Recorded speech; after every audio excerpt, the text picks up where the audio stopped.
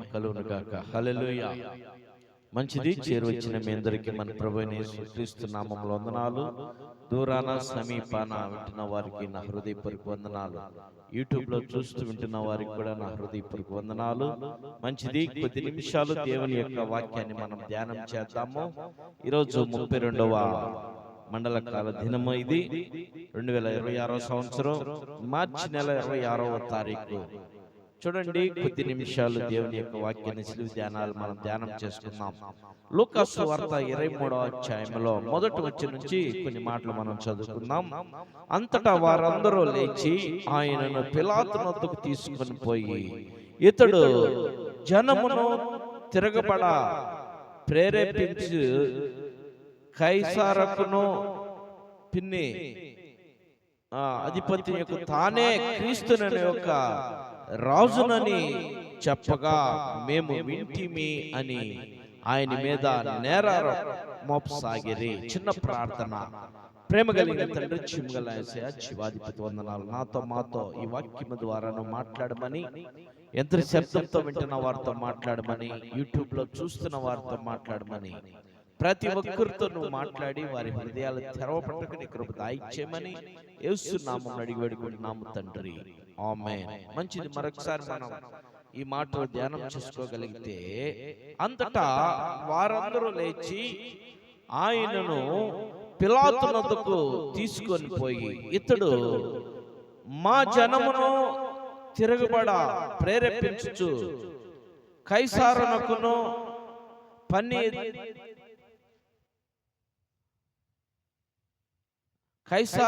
పనిద్దునను తానే క్రీస్తునని ఒక రాజుననియు చెప్పగా మేము వింటిమని ఆయన మీద నేరము మోపసాగిరి.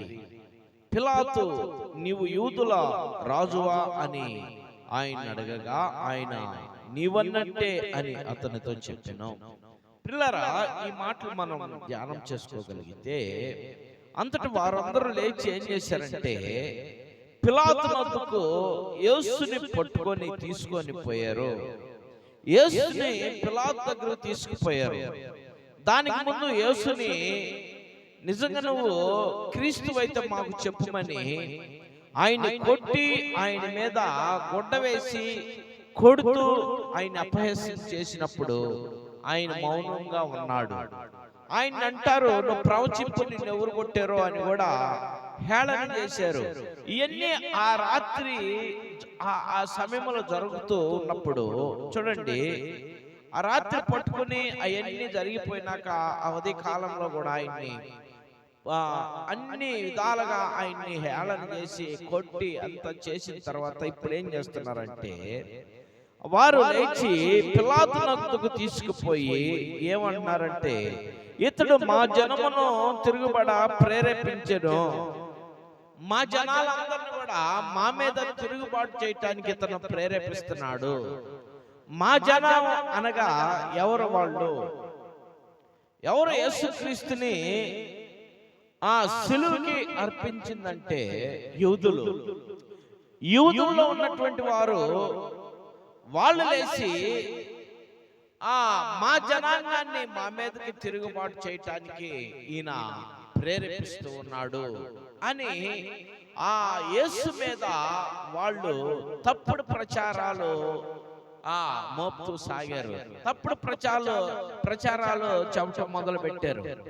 మాకు వ్యతిరేకంగా బోధ చేస్తున్నాడు, ఊరోళ్ళందరినీ పురుకొల్పి ఊరోళ్ళందరినీ చేర్చుకుంటూ నేనే దేవుడిని అన్నట్టుగా, నేనే మీ రాజుని అన్నట్టుగా, నేనే మీ ప్రభుని అన్నట్టుగా ఏ పిచ్చి పిచ్చి కార్యక్రమాలు చేసి చూడండి, వాళ్ళు ఆ యొక్క పిలాతుకి కంప్లైంట్ ఇస్తున్నారు.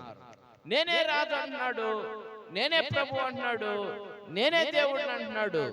ఈయన ఏ పిచ్చి పిచ్చి పనులన్నీ చేసి మా ప్రజలందరినీ సమకూర్చుకొని మా ప్రజలందరూ మా మీద తిరుగుబాటు చేయడానికి ప్రేరేపిస్తున్నాడు అని ఆ పిలాతు దగ్గర అబద్ధాలు తెలియపరుస్తూ ఉన్నాడు. యేసైతే అక్కడే ఉండి చూస్తూ ఉన్నాడు. పిలాతు అన్నాడు, ఏంటి వీళ్ళు చెప్పేది నిజమేనా? నీవు చూడు వీళ్ళు చెప్పేయన్నీ నిజమేనా? నువ్వు క్రీస్తువు, వీళ్ళు నేరము మోపసాగిరు కదా, నువ్వు క్రీస్తు అని. పిలాతు నీవు యూదులకు రాజువా అని ఆయన అడగగా ఆయన నీవన్నట్టే అని ఆయనతో చెప్పాను. చూడు నువ్వు విన్నావు కదా, వీళ్ళు రాజు అని చెప్పగా మేము ఇంటిమని ఆయన మీద నీ మీద నేరం మోపుతున్నారు కదా, నువ్వు రాజు అని చెప్పుకుంటూ విన్నారంట కదా, నువ్వు వీళ్ళకి రాజు అని చెప్పేవా? ఈ చెప్పిన మాటలు విని నీ మీద నేరం మోపుతున్నారు కదా, అయితే నువ్వు యూదులకు రాజువా అని ఆయన అడిగాడు. ఆయన ఏమన్నాడంటే నువ్వన్నట్టే అని అతనితో చెప్పాను. పిలాతు ప్రధాన యాజకులతోనూ జన సమూహములతోనూ ఈ మనుషుని యందు నాకు ఏ నేరము కనపడలేదనెను. చూడండి, నువ్వన్నట్టే అని ఆయనతో బదిలించినప్పుడు ఈ యొక్క పిలాతు ఏం చేశాడంటే ప్రధాన యాజకులతోనూ జన సమూహములందరితోనూ ఆయన ఏం చెప్తున్నాడు అంటే, ఈయన యందు నాకు ఏ నేరము కనపడలేదు, ఈయన యందు నాకు ఏ దోషము కనపడలేదు, ఈయన యందు నాకు ఏ అపవిత్రత కనపడలేదు. మరి మీరు ఈయన స్వజనులై ఉన్నారు కదా, మీరు యూదులై ఉన్నారు కదా, మరి ఈయన్ని మీరు ఎందుకు నా దగ్గరికి తీసుకొచ్చారు? ఈయన దగ్గర చూస్తే ఈయన ఏమి మాట్లాడలేని పరిస్థితిలో ఉన్నాడు కదా, ఈయన అసలు నేరాలు చేసినట్టు కూడా నాకు అర్థం కావట్లేదు, కనపడట్లేదు. ఈయనలో ఫ్రీగా ఉన్నాడు, నేరం చేసినాడు భయపడుతూ వణుకుతూ ఉంటాడు, కానీ ఈయన చాలా చక్కగా ఉన్నాడు కదా, మరి మీరు ఈయన మీద నేరాలు మోపుతున్నారు ఏందని వాళ్ళని ప్రశ్నించాడు. ఎవరో తెలుసా? పిలాతు. చూడండి, ప్రశ్నించినప్పుడు వీళ్ళు చూడండి ఏమంటున్నారో, అయితే వారు ఇతడు గలిలయ దేశం మొదలుకొని ఇంతవరకును యూదయ దేశం అంతటా ఉపదేశించుచు ప్రజలను రేపుచున్నాడని మరింతగా పట్టుదలతో చెప్పారు. ఏమన్నారో తెలుసా? ఇతడు గలిలయ దేశస్థుడు మొదలుకొని ఈ గలిలయ దేశము మొదలుకొని ఇంతవరకును యూదయ దేశం అంతటా కూడా ఉపదేశించు ప్రజల్ని పురుకొలుపుతూ ప్రేరేపించున్నాడని మరింతగా పట్టుదలతో చెప్పిరి. పిలాతు ఈ మాట విని ఈ మనుషుడు గలిలయుడా అని అడిగి అడిగిరి.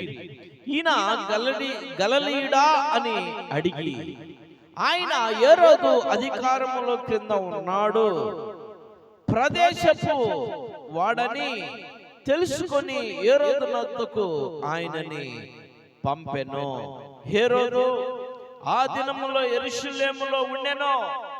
హేరోదు దగ్గరికి పిలాతు పంపించాడు. ఈయన గలిలయుడా అని అడిగినప్పుడు ఎస్ గలిలయుడే.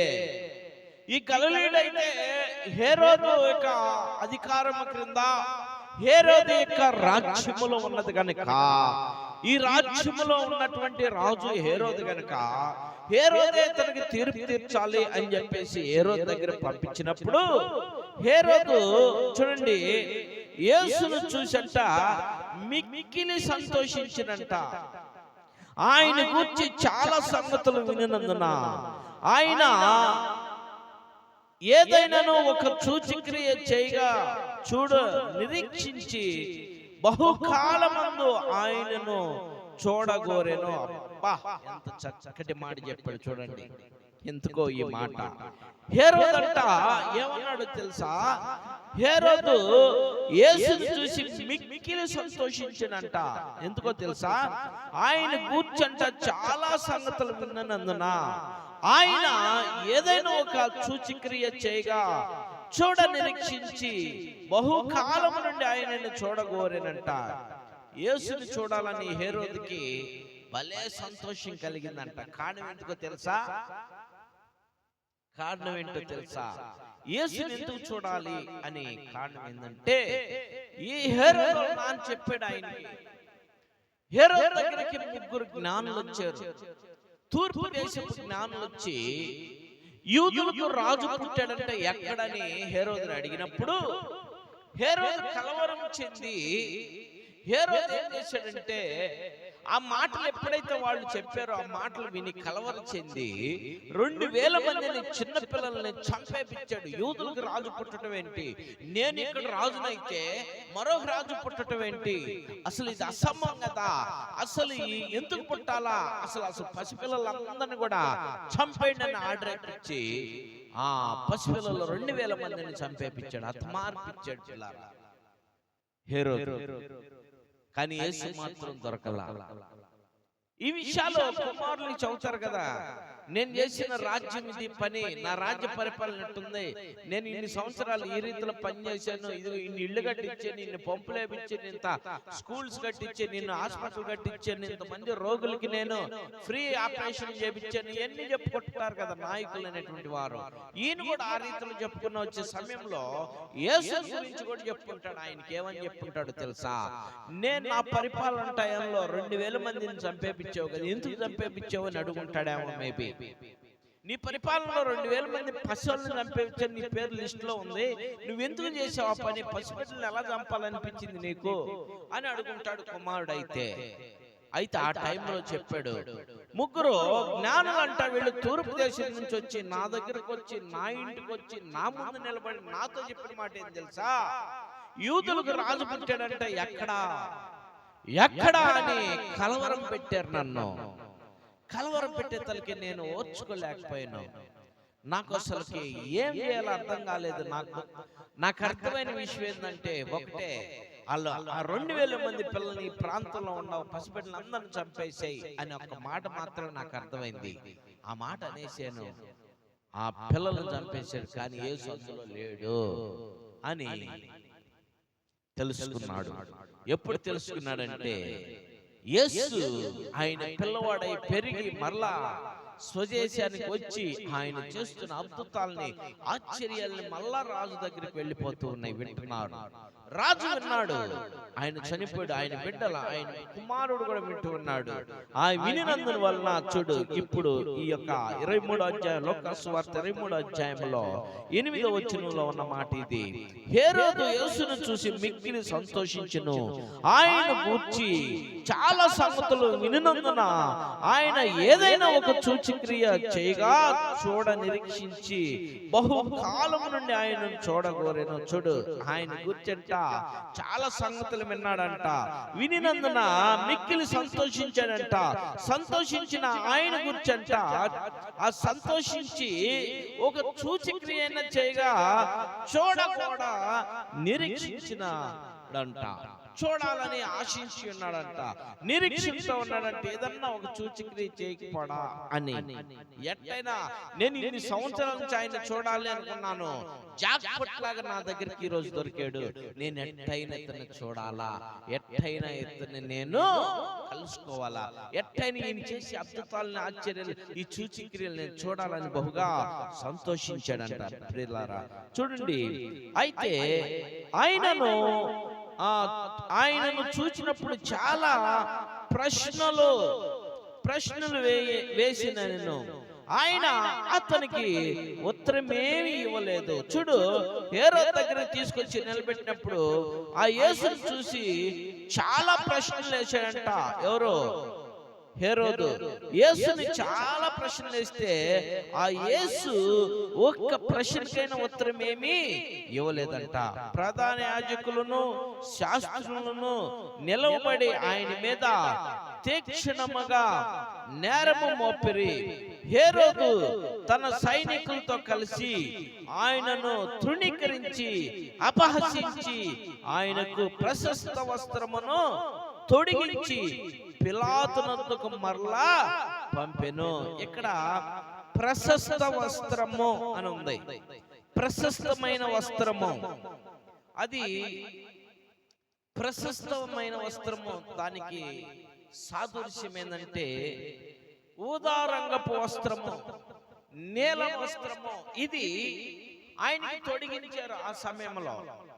కారణం ప్రశస్తమైన వస్త్రం అంటే ఈ వస్త్రం నేర రూపంలో ఉన్నటువంటి వాళ్ళకి వేస్తారు. నేరము చేసినటువంటి వారికి మాత్రమే ఈ వస్త్రాన్ని వేస్తారు. ఆ వస్త్రం వేసినటువంటి వారు బహుగా శిక్షకు పాత్రులు అంటారు. ఆ వస్త్రం అయితే ఆయనకి వేశారు. కానీ ఈనాటి కాలంలో ఏమేస్తారు? సంఖ్యలు వేస్తారు. అవునా? నేరం చేసిన వాళ్ళకి సంఖ్యలు వేస్తారు. ఒక చెయ్యికి సంఖ్యలు వేస్తే అదొక నేరం, రెండు చేతులకి సంఖ్యలు వేస్తే అదొక నేరం, కాళ్ళు చేతులకి సంఖ్యలు వేస్తే మెడకి కాళ్ళకి చేతులకి వేస్తారు సంఖ్యలు, అదొక నేరం. అంటే వీడు భయంకరమైనటువంటి ఘోరమైనటువంటి దొంగ లేక ఘోరమైనటువంటి నేరస్తుడు అనేటువంటి దానికి సాదృశ్యంగా ఉంటది పిల్లారా. ఈ రీతిలో ఈ వస్త్రము కూడా మేబీ అదే కావచ్చు. ఆ వస్త్రం వేసినందువలన ఆయనకి ఆ పిలాతు చూసినప్పుడు, ఓహో ఇతను కూడా హేరోదు దగ్గర నుంచి వచ్చాడంటే హేరోదు కూడా తీర్పు తీర్చాడు ఈయనకి ఈ వస్త్రం తొడిగించాడంటే ఈయనలో ఏ దోషం హేరోదు కూడా చూడలేదు. హేరోదు కూడా ఏ దోషం ఈయన మీద కనపడలేదు అని అర్థం. ప్రశస్తమైన వస్త్రం అంటే అది మేబీ ఒక అంగీకారానికి, మంచికి, ఒక న్యాయానికి అంగీకారం ఏమో దానికి ఆ సమయంలో. ఇక లేకపోతే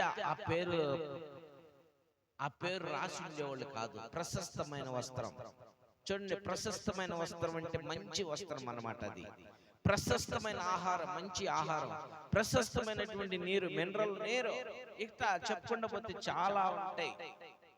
ప్రశస్తమైనటువంటి సమయం, మంచి సమయాన్ని ఎట్లా చూసుకుంటే హేరోదు ఆ వస్త్రం తొడిగించాడు. ఏం చేశాడంటే చూడండి, అపహసించాడు, తృణీకరించాడు. తృణీకరించడం అంటే అపహసించాడు, తృణీకరించాడు. ఈ రెండు మాటలు చెప్పి మనం ముగించుకుందాం.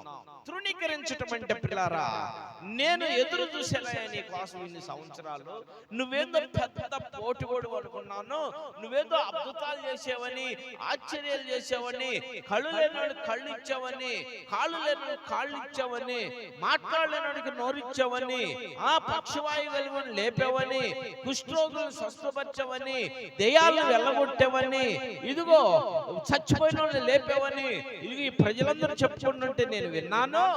వీళ్ళందరూ చెబుతుంటే నాకు బహు ఇష్టం కలిగింది నిన్ను చూడాలని.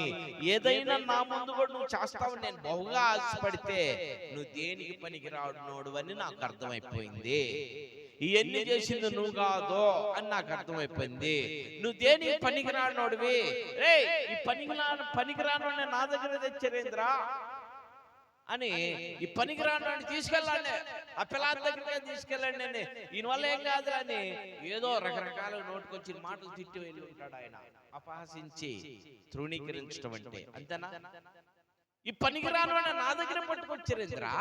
నేను అసలు నేను చూసిన యేసు వేరు, నేను విన్న యేసు వేరు, నేను ఆ ప్రజల నోట పడిన, నా నోటికి వచ్చినట్టు, నా చెవుకు వచ్చినటువంటి మాటలు, నా దృష్టికి వచ్చినటువంటి యేసు వేరు, ఈ యేసు వేరు. ఇతను ఒక దేనికి పనికిరానటువంటి వాడు, ఇతను వేస్ట్ ఫెలో తెచ్చారు నా దగ్గరికి అని హేరోదు గట్టిగా తృణీకరించాడంట యేసుని. ప్రియులారా, ఈ రాత్రి నువ్వు చూడు, ఈ రాత్రి నువ్వు కూడా తృణీకరిస్తున్నావా యేసుని? ఇదంతా స్టోరీ ముందు నేను చెప్పింది. ఇప్పుడు నీ జీవితం గుర్తుపెట్టుకో. నువ్వు ఈ రాత్రి యేసుని తృణీకరిస్తున్నావా? నువ్వు యేసుని ఏ రీతిలో తృణీకరిస్తున్నట్టున్నావు తెలుసా? నీకు తెలుస్తుందా?